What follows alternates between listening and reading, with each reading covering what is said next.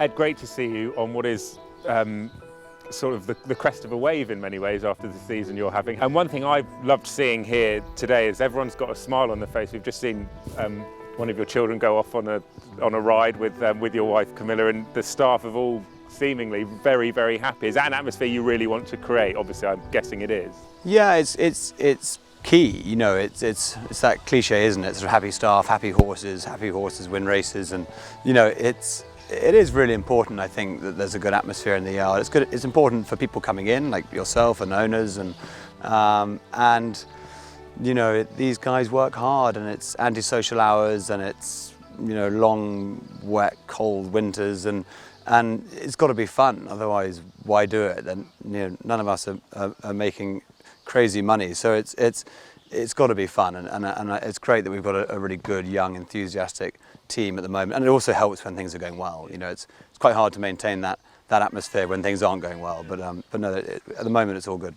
And it is going incredibly well. It sort of started in many ways at the Dante meeting when you had a couple of winners for the wards who are just huge supporters of yours. And when you look forward to York, how excited are you about going back there for what is a flagship meeting in the British racing calendar?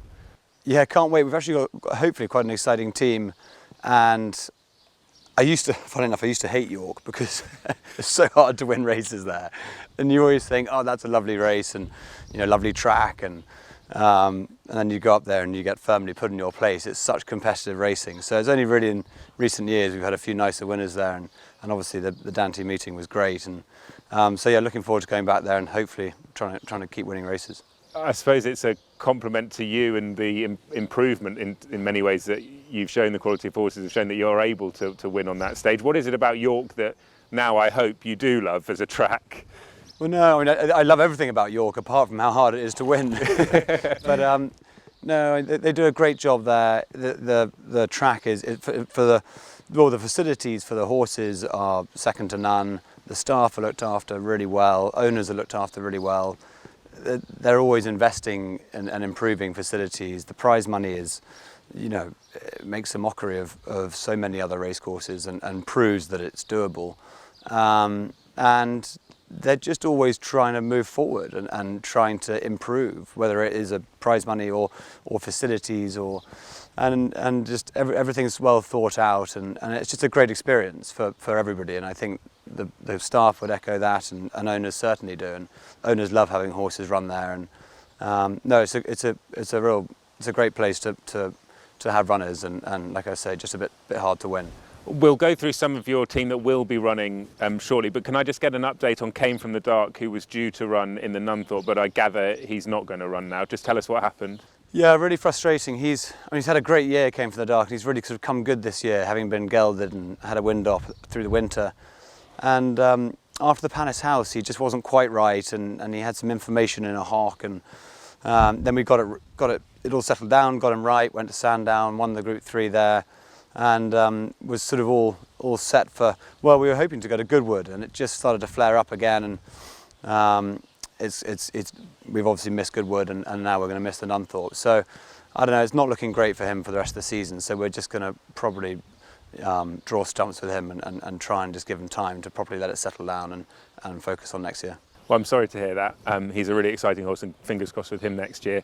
But you have got a great team that will be running at York.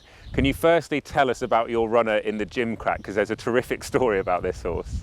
Well, it would be some feat if we pulled it off, because David Ward asked Ed Sackville to buy him a Gimcrack horse, and he only bought one yearling last year, and American Star was it, and you know, he ran a nice race on debut at Newbury, and then ran into a good horse of Richard Hannon's on his second start, and then won really well at Salisbury, probably in conditions that didn't completely suit him.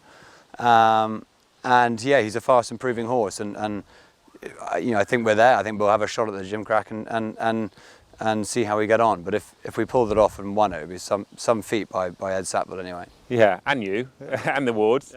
Yeah. It's incredibly rare that actually sort of a plan comes together like that, when they go, right, I want a Gimcrack runner, and then you actually do have a Gimcrack runner. He's totally worthy of his place in the lineup.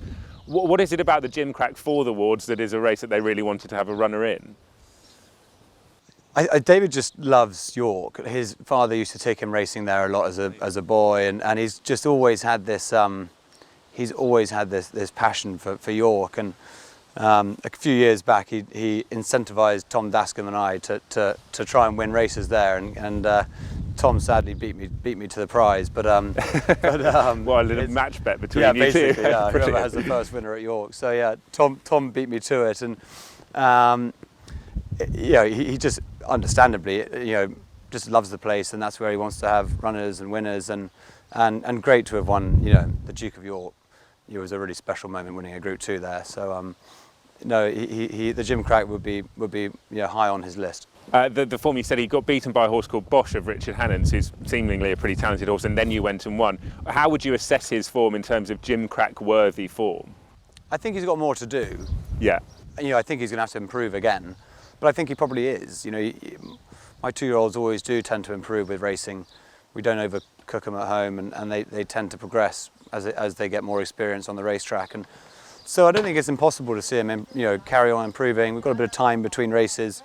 I think if there's better ground at York, which hopefully there will be, I think that'll help. So, I think his form, as you say, is worthy of lining up. Is his form good enough to see him winning it? Probably not at the moment, but he could and hopefully should improve. He looks a really nice type. We saw him sort of float over the. He's strong, good moving horse, isn't he? Not the biggest, but really strong and athletic. I like him. Yeah.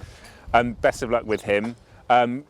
We saw you have a very near miss in the Stewards Cup with Great Ambassador. Have you entertained the prospect of running him in a race at York, perhaps?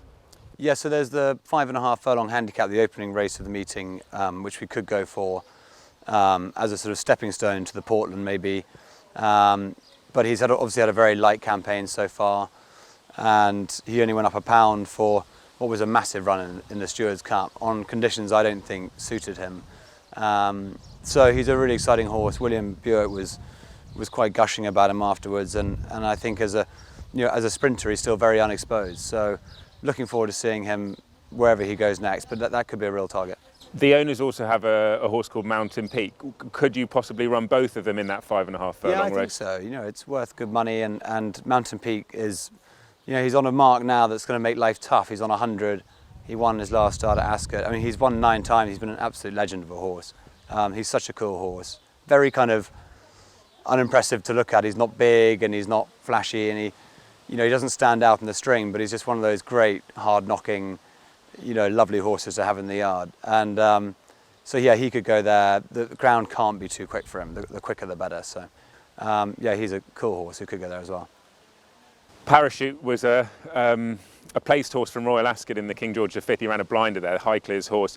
I guess there will probably be a couple of options for him at York. Do you know where you'll go if he does indeed go to York? Yeah, there's a 1.5 mile handicap for 3-year-olds and up. I need to go through the previous runnings, but I think he might struggle to get into that off 91.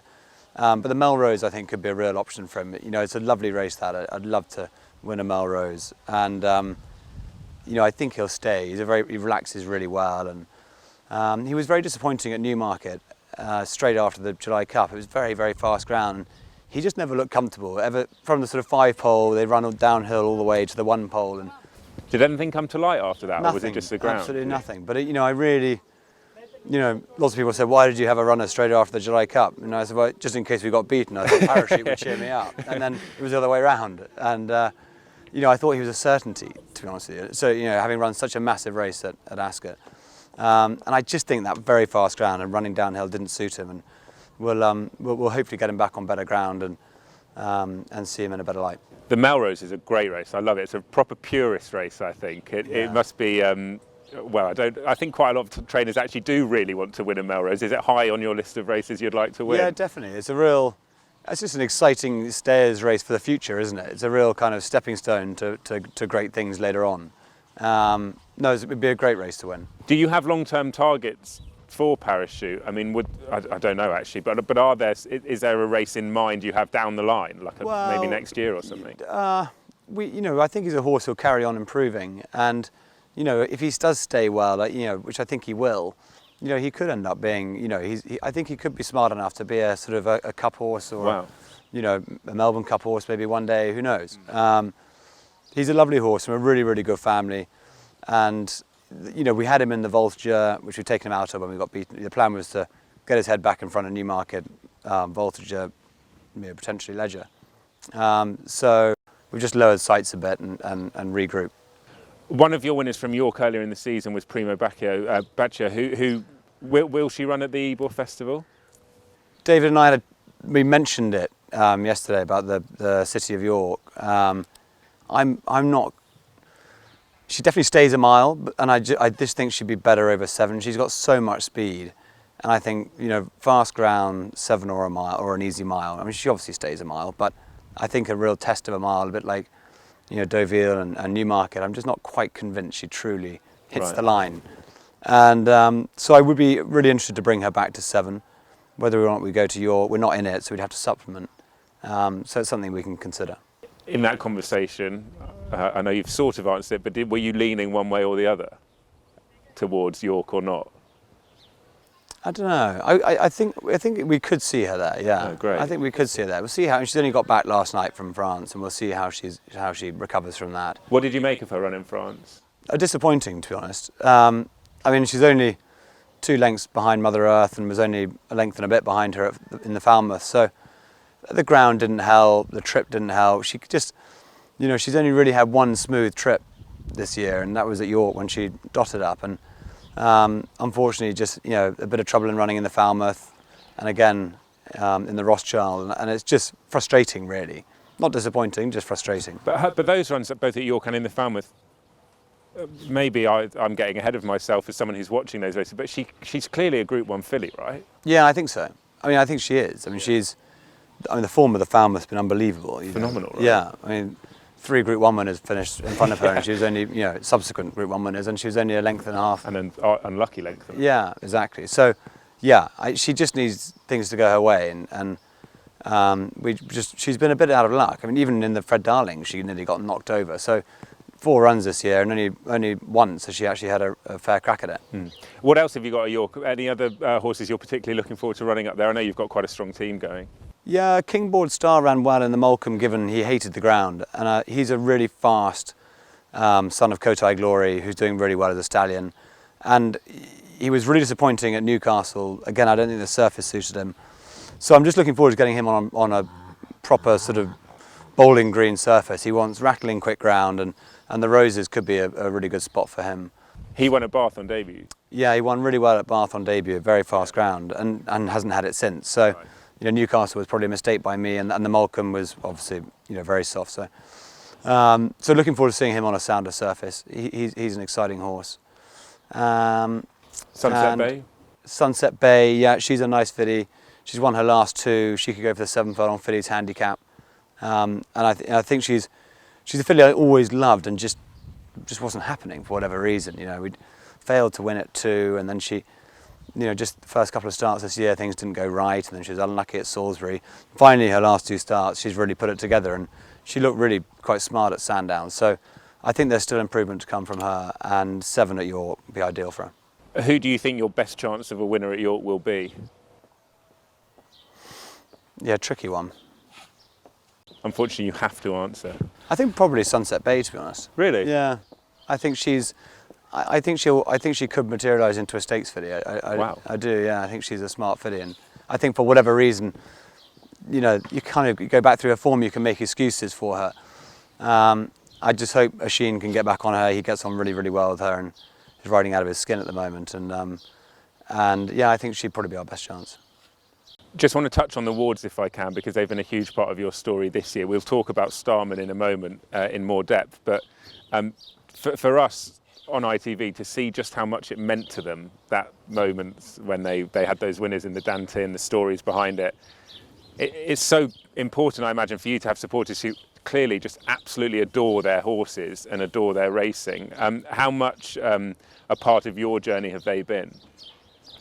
I mean, massive in the last few years. And the great thing about training for them is we get on so well, and they're mates, and it's amazing sharing this success, with people who are so sort of close to you, emotionally, but also physically. They're always around. They come to the yard a lot, and they love to see their horses run. And I've had plenty of Nice Win is not as good as Starman for people who, don't get me wrong, they love it and they enjoy it, but they're hardly ever here in the yard or and can't make it to the races, and it's just very cool having them. You know, it just means so much to them, which adds to the thrill. And it means an awful lot to you and all the team to have a Group 1 winner that you did with Starman the other day. Can you just talk through your emotions when he crossed the line? I mean, lots of people say it, but just relief. It was pure relief. Really? Because I really expected it. Did you? Yeah, I just really believed, and I just felt if he doesn't win us a Group 1, we're never going to win one. It's quite depressing. I know, so it was just massive relief. And then when you all saw his antics beforehand, and I was getting more and more wound up myself. I think I was probably sweating more than he was, and you know, my kind of confidence was just waning out of me, you know, with every lap of the pre-parade ring and parade ring. So it was a massive, and then the race just didn't go smoothly, and I was kind of watching it, sort of, you know, crying, just seemingly looking like everything was going wrong, and it just shows how good he is, really, but to overcome that. You know, he got stopped twice almost, and I mean, it helps that he's nearly 600 kilos and he's quite hard to knock over. He tends to do the knocking over, so but it was a real sense of relief, and then, you know, and then obviously satisfaction and delight, and you know, we all had a good party on Sunday night with all the lads, right. And it was great, and yeah, they're very special. For those that don't know, he got quite excitable in the pre-parade ring, the parade ring. I asked you a few moments ago whether that's common for him. If in the future we see him doing that again, do we worry, or is it just that's just Starman? I think we'd far rather he didn't do it. He didn't do it in the Duke of York, which is the only time he hasn't done it. We think there are things we can do to try and stop me. Gary, my travelling head lad, thought that the box journey over from the stable yard to the racetrack didn't help, just got his blood up a bit, and he came off the box a bit sort of pumped, and I think, you know, just try and keep everything a little bit cooler and calmer. I don't think it was necessarily fillies or even, he didn't actually do anything with it. He didn't behave badly with it. He was just showing himself off and just got a bit warm, you know, so, and it clearly didn't impact his performance too much. If it did, then crikey, how good is he? And would there be any international targets for him at the end of the year? Breeders' Cup, perhaps, maybe even left field Australia. But would you think about going internationally with him this year? I think no COVID. The Everest would be a real, you know, I'd be pushing very hard to go to that, because I just think that would be awesome. And whether that's something that happens this year or next year, I think we'll get this run out the way and see. But COVID's going to make that very difficult. Same with Hong Kong. Yeah, I'd love to go over there and try and win their sprint race over there in December. Breeders' Cup this year at Del Mar doesn't really work. The turf sprint's 5, and it's a very sharp track, and I don't think that probably is an option this year unless we were to try the mile. So, I mean, again, and if he hit the line very hard over 6.5 at Deauville, and we thought a mile, it could be an option, but probably quite a brave shout stepping him up to a mile. So there are options, but COVID's going to make it really tricky, sadly. Not to go all Kevin Keegan on this interview, but I would, having worked in Australia for a few years myself, I would absolutely love it if an English sprinter was able to go down under and beat theirs, because that's the division they think they absolutely dominate. I think your horse has totally got the ability to really serve it up to them. So perhaps not this year, but next year. That would be fascinating, wouldn't it? We have to have a go at some stage. I mean, oh no, as you say, normally they come up and win our big sprint prizes. Yeah. So, I mean, it's quite hard to compare the form lines, but you know, he seems the right horse to give it a shot, doesn't he? So, would love to have a go. Just as we wrap this up, how would you sum up 2021 for Ed Walker and the team? Yeah, it's been a funny old year. I think you guys have mentioned on TV a few times. I lost Dad in January, which was awful, and you know, he was a massive part of this. So it was a really, couldn't have been a worse start. And then it's slightly ironic that we then go and have our best year by some way. He's probably looking down on you. Yeah, I'm sure Dad's pulling the strings from up above somehow. And he'd be proud as punch. Yeah, he would be, and he'd be loving it, you know, and he'd have been leading the Starman celebrations and probably have been last man standing at the party. So, yeah, it's been a funny old year on a personal front. You know, big highs and really big lows. So, but as a, you know, to to get that monkey off my back, which really was bugging me a lot, is a big relief. And I kind of almost feel like I can just kick on now and not worry about it. Yeah, of course, you're always worrying about trying to win Group 1s, and I'm sure, I know these horses don't come around very often, they're hard to find. So I don't think they're, for a minute, we're going to suddenly be winning Group 1s every week, sadly. But it's just great to kind of prove to myself and for the lads all to know that, we can do it with the right kit, and it's it's exciting. I'm sure, well, I know after hearing this interview, there'll be plenty of people rooting you on at York and hoping that you can have a very good Ebor Festival. Thanks for your time and best of luck with all your runners. Cool, thanks Ollie.